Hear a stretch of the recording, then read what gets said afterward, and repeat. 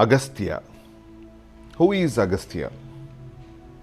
Agastya is a rishi, he is a muni, a sage, guru, siddha, father, and all of them.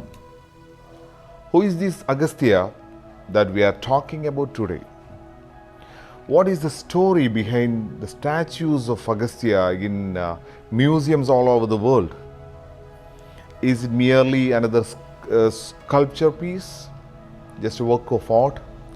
Or is there any significance to the subject of that sculpture, Agastya?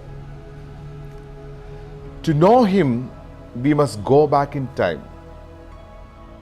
Let us for a moment forget about our modern life ruled by televisions or cell phones. Let us forget about the hustle and bustle, the stress of modern life. Let us take a journey to the cold mountains of Himalayas and travel back in time, thousands of years ago. In the deep Himalayan subtropical forest, we see stately men with long beards, sitting cross-legged here and there. Dressed in simple clothes, they have their eyes closed and are in deep meditation. They are oblivious to the freezing temperature. They seem not be aware of anything around them. For they are making the great journey within themselves and connecting to the cosmic knowledge that permeates this world. Just like someone tunes into the frequency of a particular station on the radio, these great men are tuning into specific areas of knowledge. From them came the concept of yoga and meditation. That is the most profound gift that India could give to the world. So, what did these rishis bring to the world? Almost every subject that mankind would need in the future.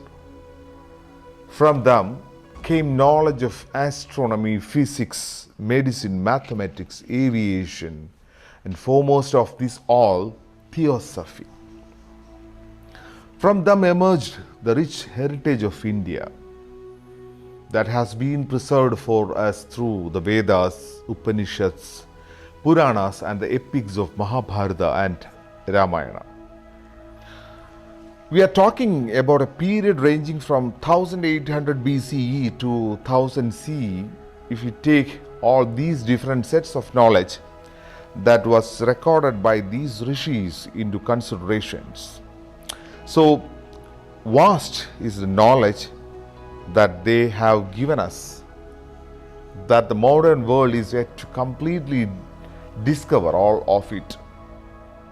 It is here that we first begin to hear about Agastya.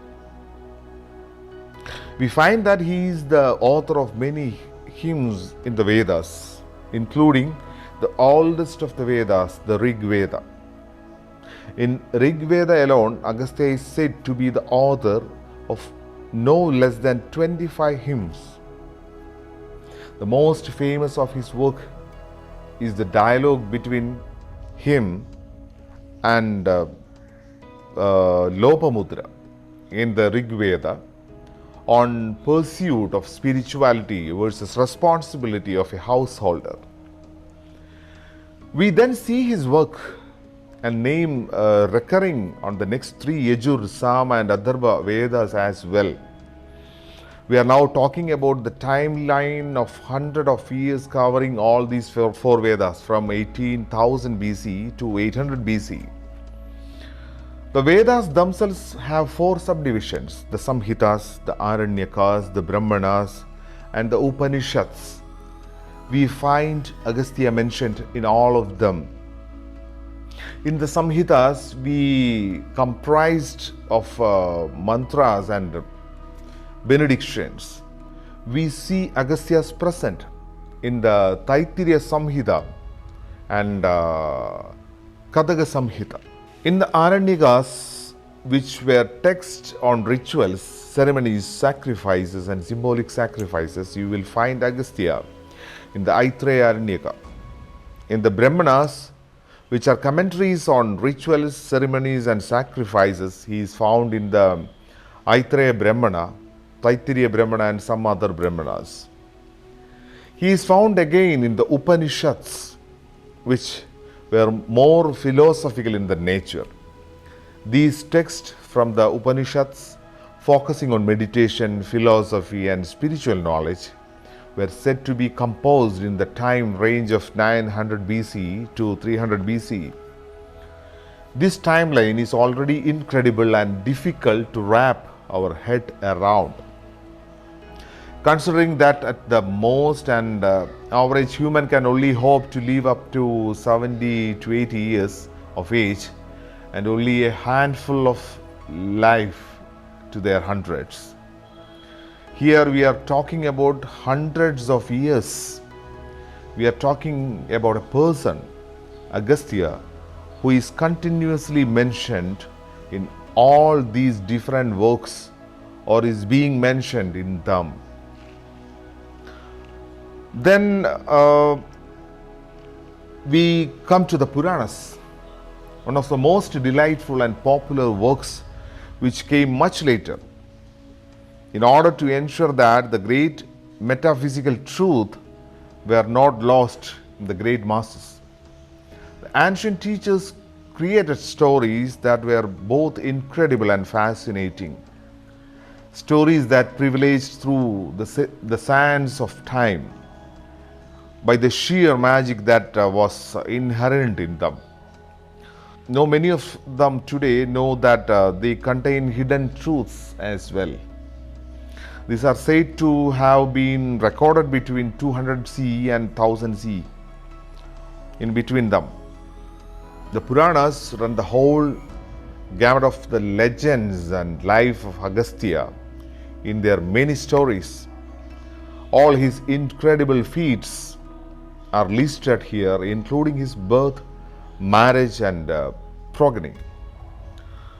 From the Puranas, we have different stories of Agastya's birth. We have one story that states that he was born of the mixing of the essence of Varuna and Indra in an earthen pot, that is Kumbha. Hence, the name Kumbha Muni, Kumbha Sambhava, Kumbha Yoni, lot of names came after that. Another says that he was Agni reincarnated. Yet another argument is that he was the son of Rishi Pulastya. We never know the real story of his birth or advent on his earth. We have proof that he existed just by the very fact of the works that he had contributed to us. After all, how can a figment or imagination or a made-up fictional character prevail through the ages? We also know from the stories that Agastya was married to Lopamudra Devi, also considered as a great Rishiki, and that they had a son named Dhridasu. I know there are references of river Kaveri as Agastya's wife as well. So to avoid confusion, let me clarify, Lopamudra was Agastya's wife. Legend says that she died and was reborn as Kaveri in the south when Agastya was living in the south. So Agastya then married to Kaveri. But another argument is that Kaveri is just a river and Agastya contained her in his Kamandalu because she was arrogant. So coming back to Puranas, we find Agastya Gita in Varaha Purana and Agastya Samhita in Skanda Purana. The Malsya Purana and Padma Purana list him as one of the Sapta Rishis. He is listed as one of the Sapta Rishis in that. It was also around this time that the great epics Ramayana and Mahabharata were written. It was around 400 CE and we find Agastya's presence here as well.